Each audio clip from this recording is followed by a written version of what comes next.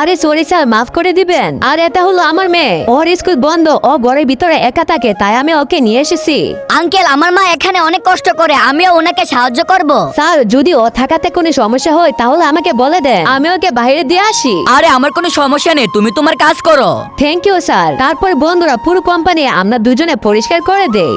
আচ্ছা, আজকে তোমাকে কি পড়ে আছে আমাকে একটু শোনাও। মা, তুমি এত কষ্ট করো, আমাকে আর পড়তে ভালো লাগতেছে না। এখন থেকে মনে চাই আমি তোমাকে কাজে সাহায্য করি। আরে আমার মা, কোনো দরকার নেই, তুমি বড় হও তাহলে তুমি সবকিছু করতে পারবে। ম্যাডাম, আমাদের রুমটা পরিষ্কার করতে আমার আর ভালো লাগতেছে না, প্লিজ আপনি একটু এনিকে বলেন না যে আমাদের রুমটা পরিষ্কার করে দিতে। আরে হ্যাঁ, এনি তো কিছুই বলবে না, কারণ এনি হলো গরিব, আমরা যা বলবো এনি তো তাই করে দিবে। এনি শুনো, আমার রুমটা পরিষ্কার করে দিতে হবে তোমাকে। আরে হ্যাঁ হ্যাঁ ম্যাম, আপনি কোনো চিন্তা করবেন না, আপনি কোনো চিন্তা করবেন না, আমি এখনই আপনাদের রুমটা পরিষ্কার করে দিয়ে আসতেছি। বন্ধুরা, পরবর্তী পার্টি কি হয়েছে সেটি দেখতে চাইলে ভিডিওটিতে লাইক করে কমেন্টে তোমার সুন্দর নামটি লিখে দাও।